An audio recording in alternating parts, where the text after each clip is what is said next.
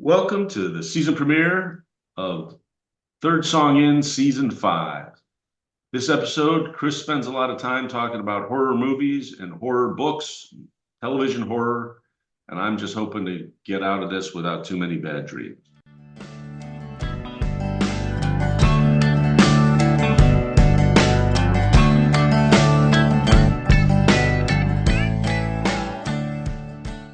This is Third Song In with Chris Derrickson and Tom Polachek. So we've been talking about doing a horror movie episode for a long time, all the way back to season 1. The biggest obstacle was that Tom is such a wuss about horror movies. I mean, there's a movie that I sent him, he won't even watch the clip from it, the 30-second clip. Granted, it is a little scary, but Scary it's funny because is what it is. It is. Stephen King actually came out and said it's a really good show. So I think that's a good know. He would know. He's done some scary shit too. But what's funny is Tom in his cold open said that I'd be doing all the talking. And it's not as if I'm some huge horror movie aficionado. I've definitely read a lot of horror books, not movies. I've watched some horror movies. I've walked out of a horror movie, which I'll talk about. And I've not watched a lot of horror TV. And a lot of that's not that I wouldn't. It's just that I don't do those two things and I mean, the only reason I'm talking is that you are disproportionately scared about horror movies compared to the average human person. You know, I can remember the very first time I got freaked out by a horror movie, and it wasn't the movie itself. It was just a television commercial. And it was probably, I think it was back in the 70s. So you can imagine the television commercial was probably not too over the top, right? I mean, they were very careful about kind of editing that kind of stuff on TV. But there was a movie called Magic that came out in 1978. And it was a movie about, I guess, because I never saw the movie, but it was a movie about like a possessed marionette, like a ventriloquist dummy, not a marionette, but a ventriloquist dummy.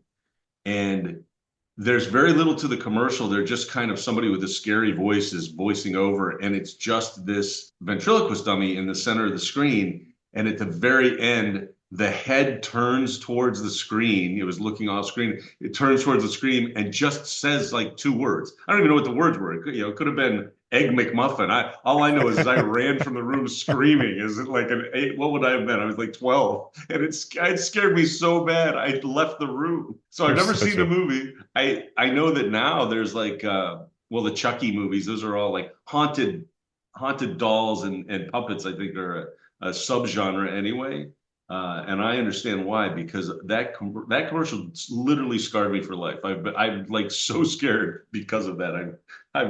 I've stayed away from horror movies because of that. So I give you a little bit of slack on that because those mannequins or whatever the hell they are, those things are just scary in general, even when they're not turning their head around and talking by themselves. Oh my God, dude. But in looking back at what I've been drawn to, I think one of the common themes, and also points to what I've left out, is I like stuff with some supernatural element to it. So, for example, the TV show Supernatural, I think that's the name of it. I watched the vast majority of that one. That's all about the two brothers who are tracking down monsters in each episode. And I thought that one had some that I didn't like as much, but others that I liked quite a bit. I asked you before the episode because I couldn't remember which Del Toro, but Guillermo del Toro's like Pan's Labyrinth, which is much more than just a horror movie. Yeah. But that is just a fantastic movie, and it's scary as hell in its own way. And then it becomes kind of, it's uplifting or bittersweet, but it's a much deeper story than just monsters and killing people. And I've not been drawn to the ones that I think people think of, like Friday the 13th. I know I saw the first one. I actually liked the first of Nightmare on Elm Street. That has a little bit of that, a little bit of supernatural because he's getting in dreams. Freddy Krueger is. But the slasher movies just don't appeal to me. I feel like they've just, like with so many other things in pop culture, just gone over the top. It's like, how much more blood can we have in these? And that just doesn't appeal to me. That it's not even scary. It's just too much. And so, but the one what's interesting is I always remember this movie, even though I only stayed for about 10 or 15 minutes. So in 1982, a movie came out called Basket Case. And the storyline is there were two, well, conjoined twins, and there was a surgery to remove or to separate them. And one of the twins was horribly deformed, but still living. And the other twin is carrying his brother around in a basket. And they are seeking revenge on the doctors and nurses that performed the surgery because they didn't want the surgery. I only know that from reading all that because like 1982, I'm in high school. I'm paying with my own money. I don't have a lot of money. So for me and my buddies to walk out of a movie that we just paid, $6 or $7 for, I don't know what it was back in the 80s, that thing was horrible. Like it was just unwatchable. And I guess it's become a far more like it was reissued in like, I don't know, in the last decade. And it was and now in some, I don't know, Hall of Fame for horror movies. Because I guess they say that the movie had a lot of empathy for the basket case. But on the cover of the video for the film, it says the tenant in room 7 is very small, very twisted, and very mad. And that's what those horror movies were like. I mean, they just had this over the top advertising. But that is to this day, I think, the only movie I've ever walked out of in a movie theater. I mean, I've stopped watching movies on video for sure, and I went back and I had to look it up. It was easy to find, but it's definitely got more respect over the years. But I'm not going to go back and watch it. So You said you went to see that with your buddies. yeah, So did anybody stay? no. No, everybody left. All I right. think I was the last one to leave, to want Oh, to leave. nice. Good for because you. because well, it's probably just because of my money. It's like, dudes, we just spent our money. This is what we're doing. And I wasn't a drinker or anything yet back then. So it wasn't like I'm sure they wanted to go out and do something else, but no, I wanted I probably would have stayed a little bit longer, but it was bad. I mean, even I could justify walking out of Yeah. that thing. If I had been with you for that one, I'm sure I would have said, "Hey, I gotta go to the bathroom," and then you never would have seen me again for the rest of the night. I would have been the first guy out the door. Where the I fuck is Tom? Is he? He said He he had was an egg getting a Mc, he had soda. an egg McMuffin before the movie. He'll be in the bathroom for a while. He'll be in there for a while. I think the one exception, and of course these were then taken to the next level too, and slasher isn't quite the right word, but the movie that I can recall that scared me the most was the Blair Witch Project. Oh And yeah. that whole idea of, and they did it really well, the quote unquote found film, where it looks like it's all being recorded by the victims. And the end of that movie is just scary as Yeah. hell. And those appeal to me because I don't know, there's just a little bit more thought, it seems like, to them, or that one at least for sure. When we say I'm going to be talking on and on about horror movies in this episode, that's only Well, partially true.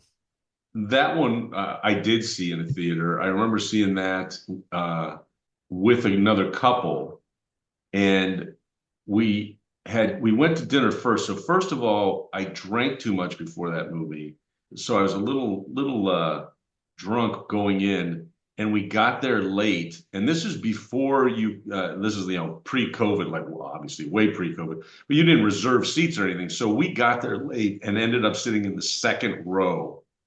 And as you said, that was the first of those kind of found footage movies. And it's all handheld camera. It's all really shaky camera. So it scared the shit out of me. And it made me sick to my stomach because we were so fucking close to the screen. But like you said, by the time the end of it, first of all, everything slows down a little bit and it's not so shaky camera towards the end. The beginning is all them running and it's just bouncing around. And I remember leaning over to my wife and going, I don't think I could stay for this. I'm not scared. I just think I'm going to throw up. And I held out and we stayed for the rest of the movie. And like you said, the final scene of that movie, scared the living hell out of me. I was so happy I was with a group of people, because if I tried to watch that by myself or even just with my wife, I think I would have just been frozen in terror myself. So I'll hop over to some books and stuff, but why don't you tell us the scariest movie that you feel, other than Blair Witch, where you're going to throw up, that you were able to watch? Yeah, so there's not a whole lot of horror films that I have gone to in the theater. There are a few that I've been willing to watch at home on video, mainly because I knew I could always turn it off if I needed to. One of those, actually, two movies that I never saw in the theater that I was, I guess, the right age to go see when they came out are The Exorcist and The Shining. And The Exorcist remains the scariest movie I've ever seen, even though I don't think technically I've seen it all the way through. I've tried to watch it twice. The first time I did not make it more than halfway through. The second time, I think I got almost to the end, but it just freaked me out too much, so I didn't finish it. And The Shining, I know I've seen all the way through. I like Stanley Kubrick, who's the director of The Shining. I like his science fiction a lot more than I like The Shining itself. But that movie also, and those are kind of, they're almost cliche to say they're the scariest movies you've seen, but those are the classic horror movies that I was able to sit through. I've never watched Friday the 13th all the way through. I've never watched any of I take that back. I might have seen Nightmare on Elm Street all the way through, but I never watched it again, and I never watched any of the sequels.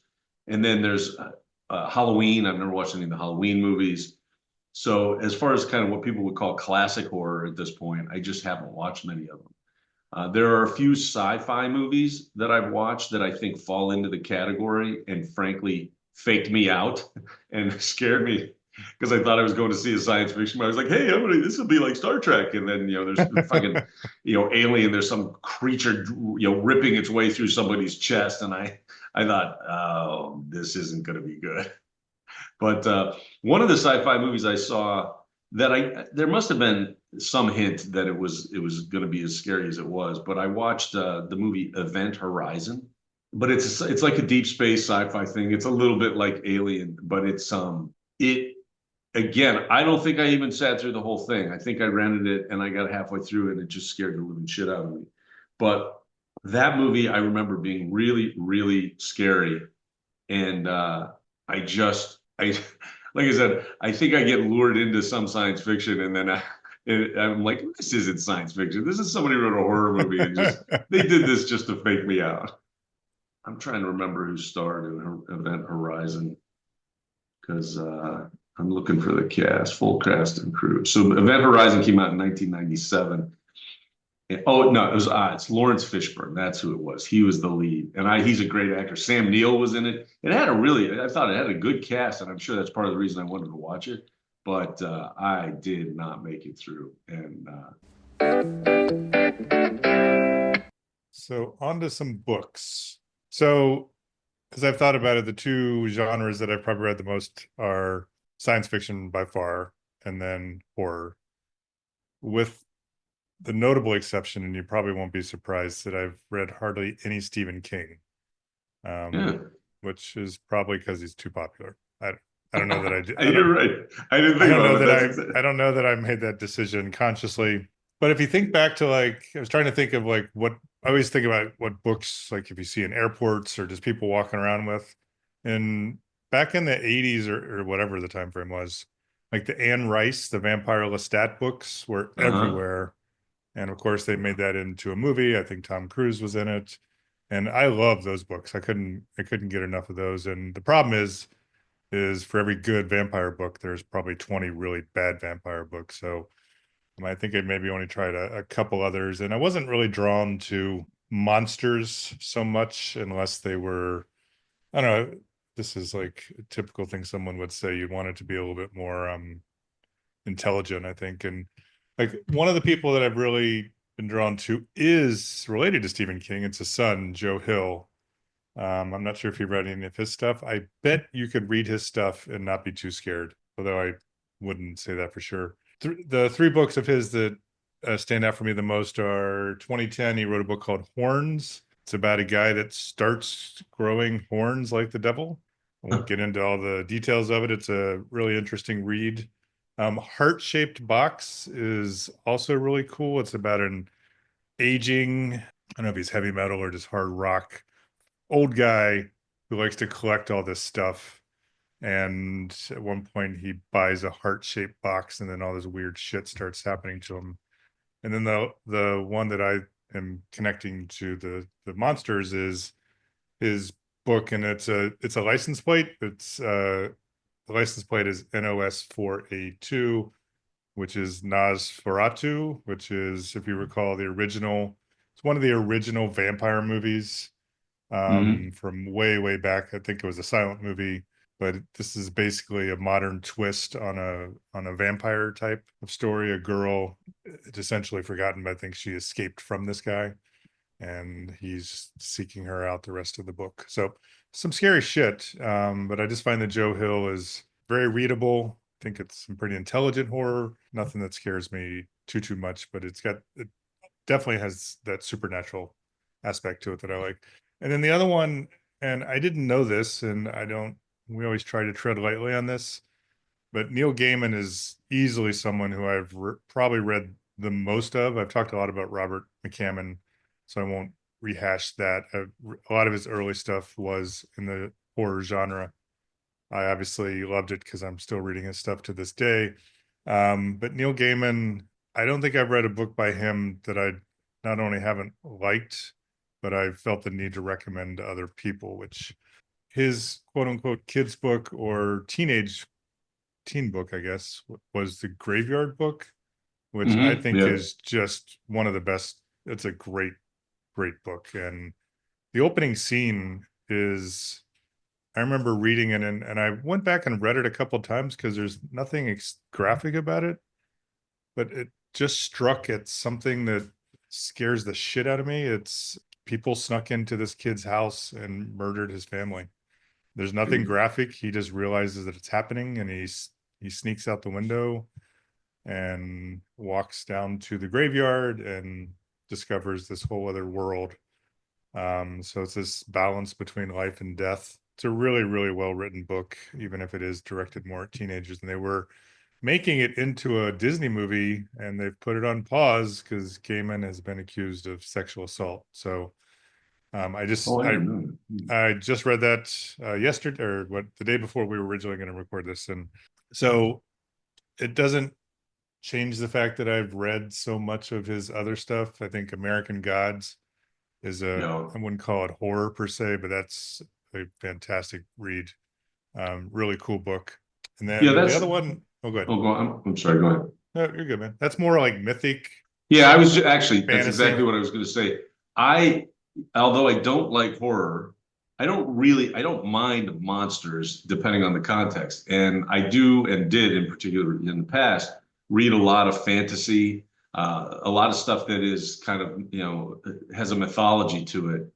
And Gaiman is a great example of that kind of writer, right? I mean, everything he writes feels like it's mythological. Sometimes it's very specifically relying upon myths and mythology, whether it be American Gods, which is, kind of blatantly that way, or some of his other stuff where he creates mythology or kind of makes veiled references to, Norse gods or to, Greek gods or whatever it may be.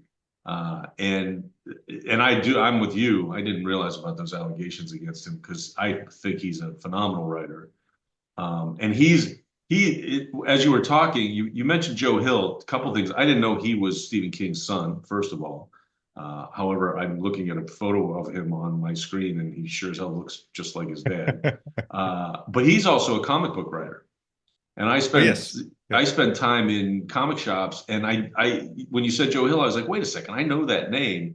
And he wrote a comic series called Lock and Key, which I've actually Yes. not read, but it's like an award-winning, supposed to be really good. I think there is a television show based on it, or there was. But he has been on the forefront of what seems like a resurgence in horror comics. When you go to a comic shop these days, you've got DC and Marvel, which are primarily superhero things. But if you go to a section of a comic shop that's independent comics, I'd say a third of them are horror at this point. And that it wasn't that way 10 years ago. It really seems to have been a boom recently. And he's got a couple, I think, currently out. And Neil Gaiman, of course, has written comics, both superhero and otherwise. Gaiman is famous for the comic graphic novel series called Sandman, which Yep. is very gothic, but definitely kind of horror based. And those things I can get through more. Like I said, the horror that I hate is the kind of slasher jump scare type of stuff, whether it's in film form, like the Halloween movies, or whether it's in. I feel that that's kind of the way Stephen King writes. Is he writes jump scares as far as I'm concerned. But like you said, the stuff that's based a little bit more on myth or fantasy is easier for me to consume, I guess, and I'm not quite such a scaredy cat when it comes to those. I'm trying to keep it mild for you, dude. I don't want to scare you Thanks, so man. much. Thanks. We may need to take a break. I might need So the last couple authors that I will recommend, well, I guess one more author is a guy named Chuck Wendig, Wendig. And the ones that I've read of his are about, like, the most recent one I read was a book called Mockingbird. And it's about Miriam Black is the main character, and she's a woman who can, if she touches you, she sees how you die. And it just opens up some really interesting stuff. So she has to sometimes make decisions about will she help them or not. But and I wouldn't call it horror per se, but it's got that supernatural element. right. I've read 4 or 5 of those, and I think he's written some other stuff. It's just those are, I wouldn't say overly intellectual, but they're fun reads. She's someone you'd want to party with, I think, other than the fact that you probably wouldn't want her to touch you. I feel like, yeah, I would brush against her and she would go, Egg McMuffin. See, that would be horror for you because you can no longer just don't eat Egg McMuffins and you'll be fine. Well, it was a good life. Give me that fucking McMuffin. So, and of course, there's far more popular Stephen King. I think the movie preview or whatever, that scares the shit out of me. I don't think I could watch that movie. Nope, no way. I feel bad. I've already mentioned Anne Rice. And then the other one that I didn't mention, I won't get into it too much. I knew I had one more author, is Clive Barker. Oh, yeah. I've read a lot of his stuff, not in a while. I'm going to have to go back and look. I'm not even sure what he's up to these days, but I do remember it was either right after college or thereauts that I was into him and seeking out a lot of his stuff. And he's a scary one. He would scare you. Yes, I mean, because what were his movies? Clive Barker did. There was a whole series. There was like a series like Halloween or Friday the 13th. What did he? Yes, it's the guy with the the nails in his face or whatever. Yeah, all the nails. Yeah. What the hell is Hellraiser? Hellraiser. Yeah, it's a great title. Yeah, and then, I mean, because there's been at least 2 or 3 of those, right? I think so. I've seen none of them other than seeing right. the previews. It goes even further than the commercial. Movie poster? Nope, can't even keep looking at the movie poster. Oh God, yeah, that looks painful. Yeah, it scares the shit out of me. So, do you want to try a brand new segment for season 5? Yeah, let's do that. I like that idea. Right. We are unveiling with this premiere episode a segment we're calling Unknown Unknowns, which is an opportunity for us to try to recommend someone that you absolutely never heard of. Generally speaking, I'm guessing these are going to be musicians and music, but it is possible we may come up with a film or a book or something that we feel has been flying under the radar. But we want to try to get the word out for artists and creators that don't seem to be as well known. And the plan is for us to alternate our unknown recommendations, because we're going to have to dig a little bit, I think, to do this one. And for this very first episode of season 5, Chris has an unknown unknown to recommend to the listener. I do, and I am setting an incredibly, let's say, low bar, because I'm talking the band that I picked out. I realized almost by accident how little they were known. The band is called The Woes, Woes, as is Woe Is Me, and their lead singer is a gentleman named Osei Essed. I think I'm pronouncing that correctly. It's Oseiessed. He has one of my favorite voices. He's got a very bluesy voice, I feel. He can sing what I would call sort of more upbeat, jaunty, like just music that runs, and his voice can carry it as well as anyone's. And then he can also sing a really great ballad. The song that I like the most of his is one that I'm pretty sure I've put on playlist for Tom before, but he can't recall it. That's how unknown this guy just slips under the radar. It's called Joy to Me. But this band has put out 6 albums. I will admit that there are some overlapping songs that appear on multiple albums. And I've listened through several of their albums. I mean, I'm not claiming that they're the greatest band in the world, but on YouTube Music, when I wrote the blog, they had 1 follower, and that was me. That's They had, unknown. they had 0. And I was like, holy shit, I gotta follow them. So I did. And I was at dinner last week or the week before. We were talking about, kids are asking me like artists that I listened to sort of make fun of me for how unknown they were. And I think I'd hit some that had like 20,000 monthly listens on Spotify. And I may have hit some that had, almost 100,000 listeners. And I'm sure I could find, like if I said Zach Bryan, I'm sure he has millions. Right. The Woes have, I think, 83 monthly listens. So it's not like it's just us old heads listening on YouTube. No one's listening on Spotify either, and Tom could probably find stats. It's just one of those bands that they seem like they're good enough to have some success, and for whatever reason, they have completely flown under the radar. As far as unknown, I think the Woes are about as unknown as you can be. Yeah, you've set a standard there, that's for sure. Yeah, but I mean that's not really, it's just that there's bands that you'll see that they have hardly any followers, and then you'll go and listen to them and you're like, oh yeah, that must be family members that are following them because they suck. Because they're terrible. Well, yeah, that's the idea of this segment, right? Is every week, every episode, we want to try to recommend somebody that we think does deserve to be listened to. The plan is to add a page to our website so you can find our unknown recommendations. Most likely, we'll probably put a link there to their song, or their work, whether it be on Apple or Spotify or whatever it might be.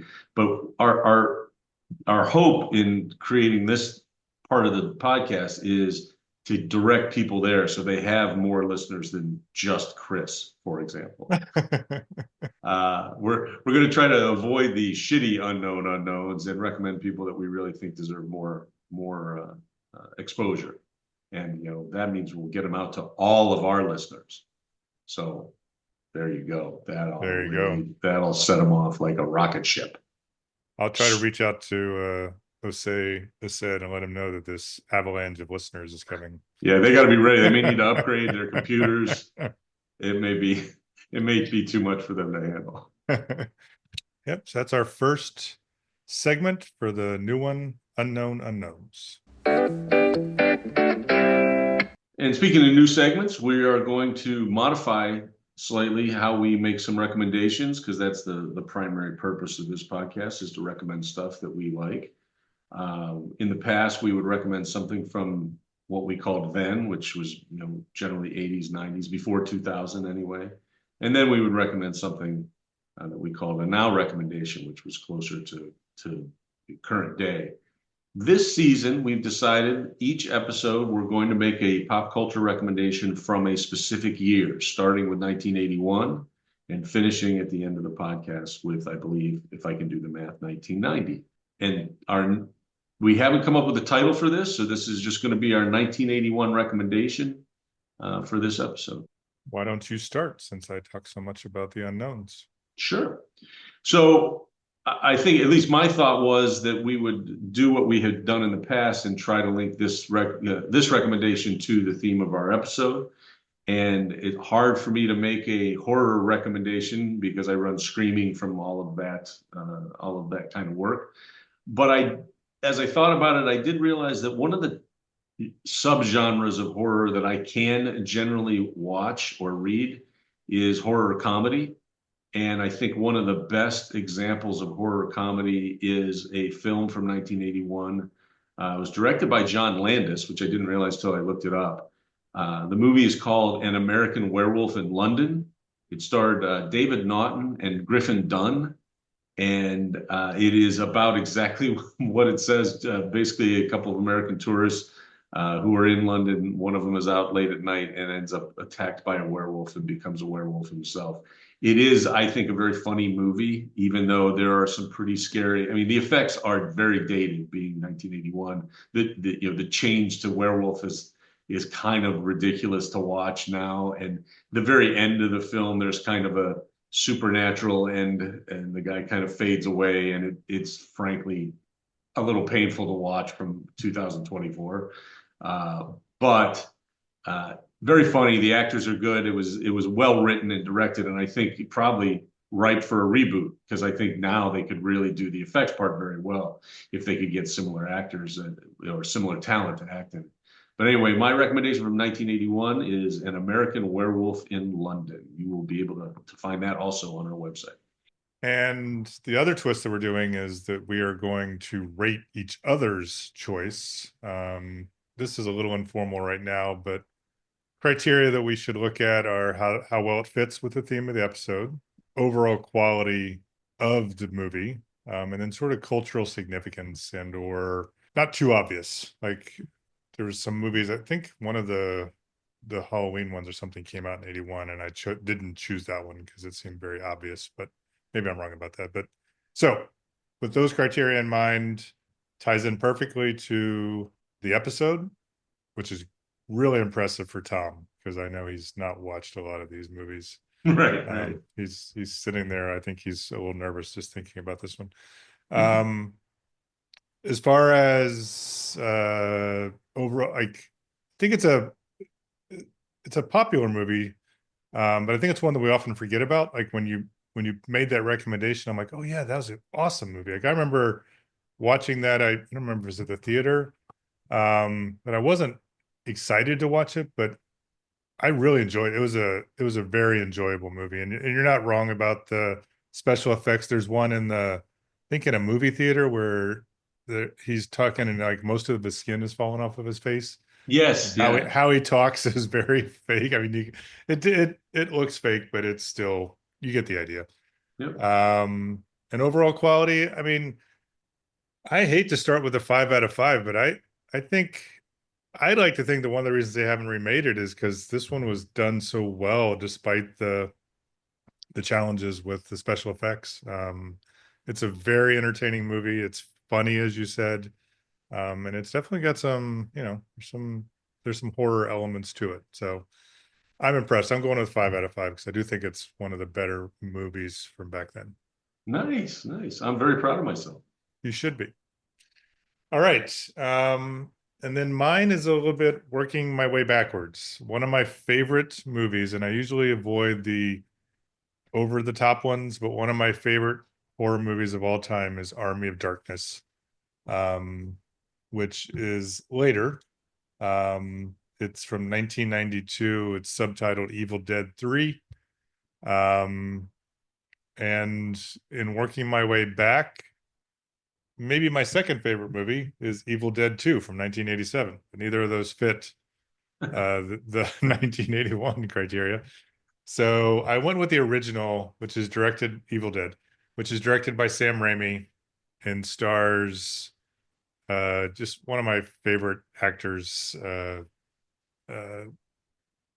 cult hero actors, Bruce Campbell, the Chin, I think he's also known as.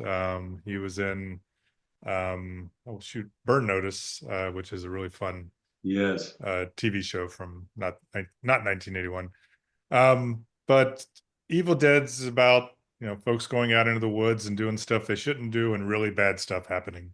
So they find a book, and I think I tried to spell it here, called the Necronomicon, which I'm thinking is made up, but it's the Book of the Dead, and they somehow release what they call deadites.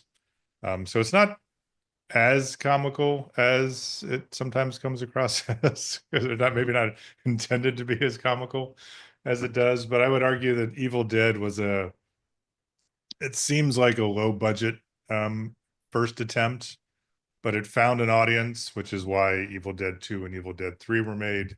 And I would argue, as far as production quality and otherwise, they got better as they went on. In fact, Evil 2 is almost a remake.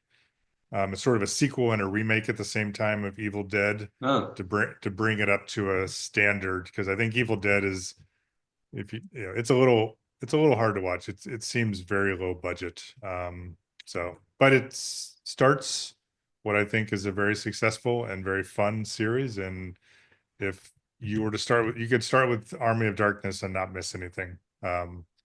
And I should have written down the line, but it has one of my favorite lines where, I mean, Bruce Campbell is just over the top with, he's got a big old shotgun, and he says something about, his boomstick. There's a lot of sexual innuendos because of his boomstick. So, but that's my recommendation: Evil Dead from 1981, starring Bruce Campbell.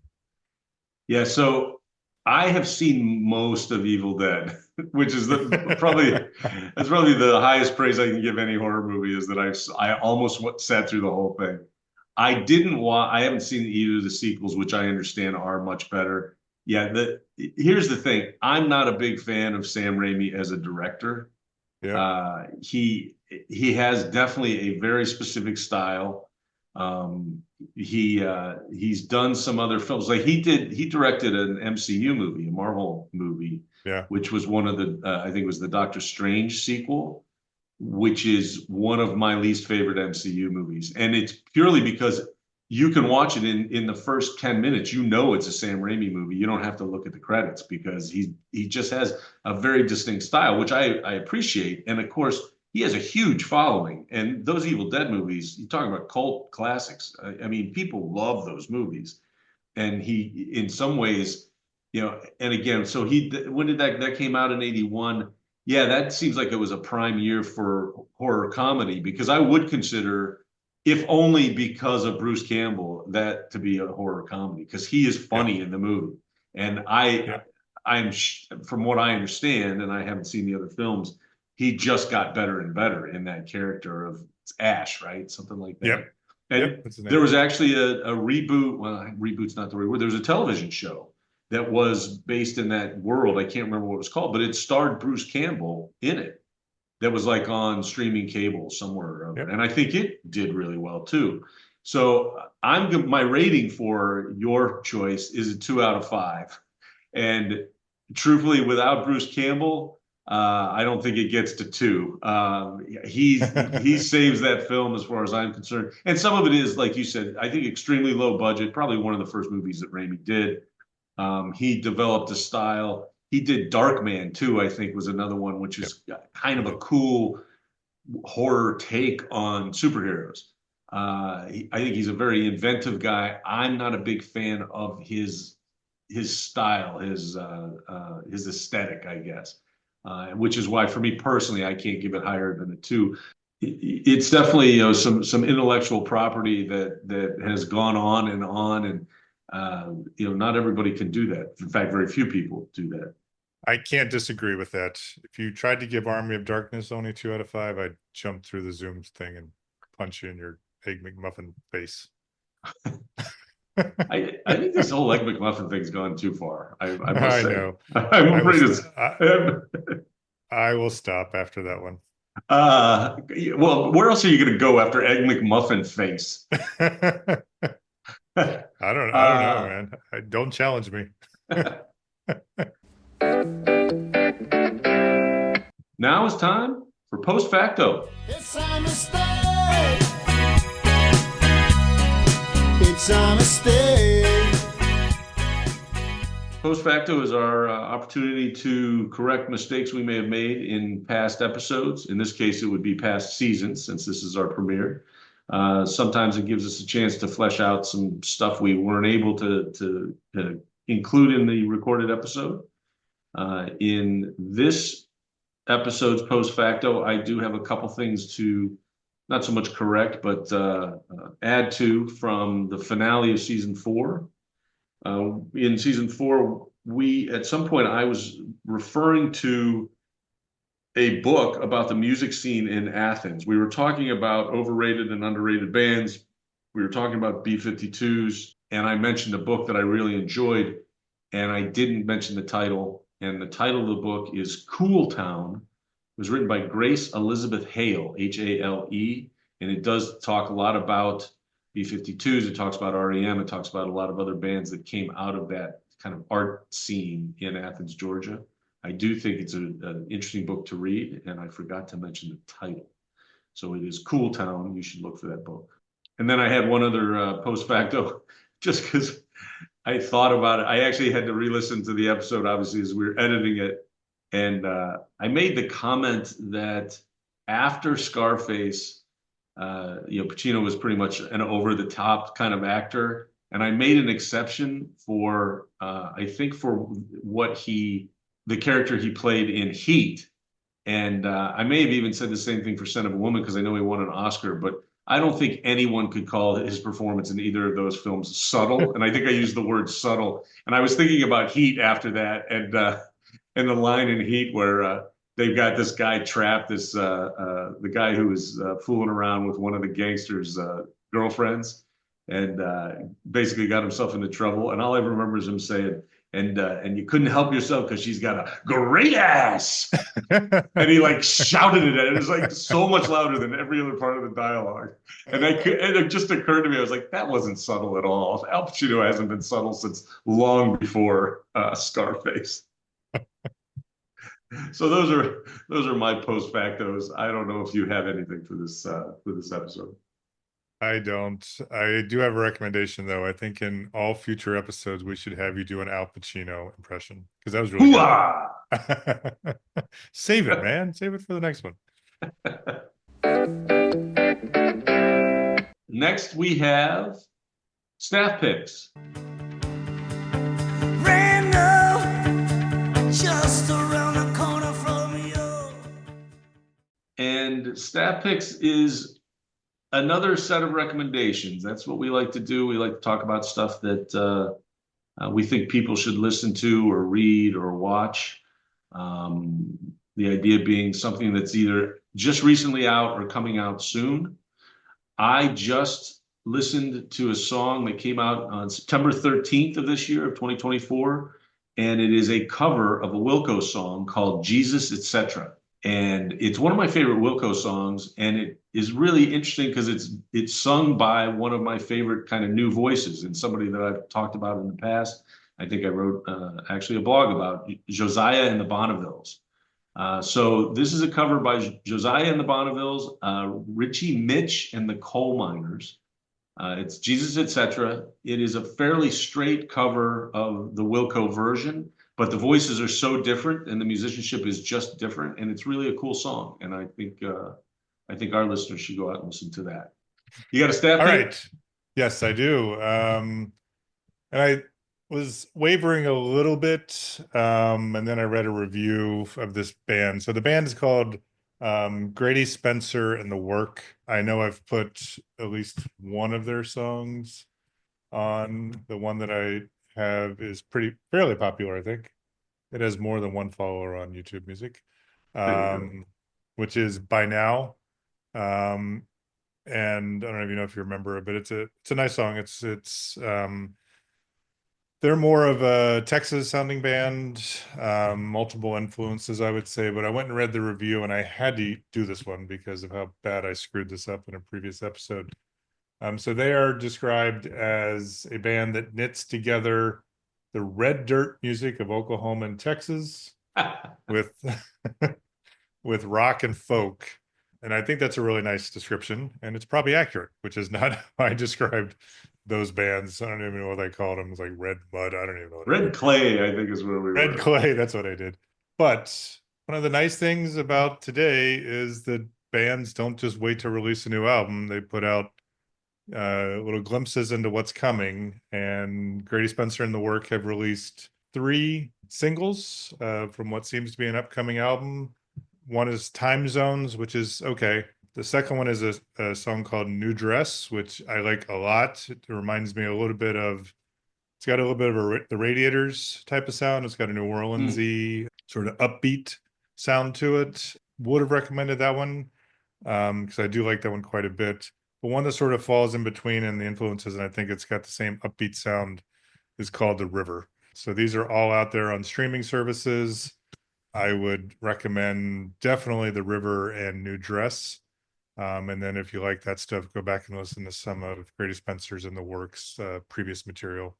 They're a good, solid band, and it seems like they may be coming into a new phase with some more influences on their music that I think are taking them in a more positive, in an even better direction. So Yeah, that that's sounds my like something staff I want pick. to listen to.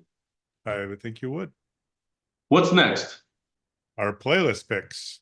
So Excellent. every episode, Tom and I, in the vein of making recommendations, will pick a song for a playlist for that season. So we have nearly complete, well, by the time you listen to this, they will be complete, playlists for season 1 through 4. We have a couple special playlists where we had a guest come on and choose songs for us. Those are out there too. And then with this episode, we will be starting a playlist for season 5. If you search Third Song In on Spotify or Apple Music or Amazon Music, you should be able to locate all of the companion playlists that we have created to go along with this podcast. What's your choice for the very first song on the playlist for this season? I went with the band that I've talked about before. I know I've not used this song before, so I'm not worried about that. But I went with Halloween by Wussy. The title for sure fits. Yeah. It's not a scary song though, so I think you can listen to it, Tom. Gonna get all the way through it. Halloween is sung by the female lead singer, Lisa Walker of Wussy. There's 2 lead singers for the band, Chuck Cleaver, which I don't think is his real name, and Lisa Walker. I love Chuck Cleaver's voice. I like when they sing together because I feel like she's got a stronger voice than he does. His has some frailty and sort of wavering elements to it, and I think they work really nicely together. But she's the primary singer on this one. It's, as I said, it's references Halloween, doesn't reference any scary stuff though. So I still think it's a good opening track for our first song on season 5 playlist. Great. My choice for the playlist is a song called it's called Wickedest City. It's a song by Waco Brothers from Do You Think About Me? It's a 2009 album that was put out on Bloodshot Records, which is was a Chicago label that I followed religiously back in the late 90s and through the early 2000s. Waco Brothers was almost an alt country supergroup. The lead singer and the founder of the band is a guy named John Langford, who was a singer and I think songwriter from Mekons, which is a relatively famous punk band. And there's a guy named Dean Slabowski, I think his name is, from a band called Wreck. I love John Langford. He's got some solo work I really like as well. This album from Waco Brothers is one of my favorite of their work. As I said, they were kind of out of Chicago. He's actually Scottish, I think. He's definitely from Europe, but he's lived in the US for a long, long time. And he was based out of Chicago, at least back when this album came out. And I saw him perform this song from this album back probably in 2009 or 10 in the parking lot of a strip mall in the suburbs of Chicago, like outside of a bar. They did like an outside festival, and they roped off a big chunk of their parking lot. And one side, like where they had the band set up, one side was blocked off not by ropes or police tape or anything, but by a big bus who was the sponsor of the show and had some kind of involvement with the bar, I guess. And it was a giant, it looked like a Greyhound bus. It was like one of those giant cross country buses, and it had a huge poster on the side for Absolute Vodka. And one of the funniest bits of audience performer banter I've ever heard was John Langford from Waco Brothers. They played like two songs and then stopped and kind of did a little audience talk the way you see in a live performance. And he looks over, he gestures over at the bus, and he said, we're all currently living in Chicago. We had to borrow a car to get to the show, and the vodka gets its own fucking bus. Which to this day, I think the funniest thing, at least I've ever heard live when I was at a performance. I thought that was awesome. But they're a really high energy band. Wickedest City is just very, very barely related to the theme of horror, but it was close enough, and I love the song. So I think it's a good way to help start out our playlist for season 5. I couldn't agree more. It's got wicked in it. Exactly. And it's got a made up word, because wickedest is not a word. I think that's true as well. Yes. That's a perfect fit for this podcast. All right. That brings us to the end of our season premiere of season 5, Third Song In. Yep. Third Song In is recorded in Chapel Hill, North Carolina, and Joliet, Illinois. You can email us if you're interested at thirdsongin@gmail.com. You can also go and check out our website, thirdsonginpodcast.com. We're trying to keep it as fresh as possible, updating it weekly. There's a blog every week. I just recommend you go check it out and see what's out there. Most anything you heard on this podcast will be reflected on the website somewhere. And there's also a way to reach us on there. If you forgot the email address, you can just send us a message that way too. Yep. We really would ask that everybody follow us wherever you listen to your podcast. Please rate and review us. Give us all your stars. We are on Spotify. We're on Apple Podcasts, Amazon Music, YouTube Music. We have a Facebook page, which also includes links to all those various streaming services. Any feedback you can give us, any ratings you can give us would help us try to reach more people. Next episode, please look, we're going to have a special guest. She's a surgeon, actually a retired surgeon, I believe, at this time. She's a writer. She's a Washington University double graduate, both undergraduate and medical school. Her name is Fotini Liakos, and I think you will find her to be a very interesting interview. I'm looking forward to it. And you've been listening to Third Song In with Chris Derrickson and Tom Polachek. Thanks for listening.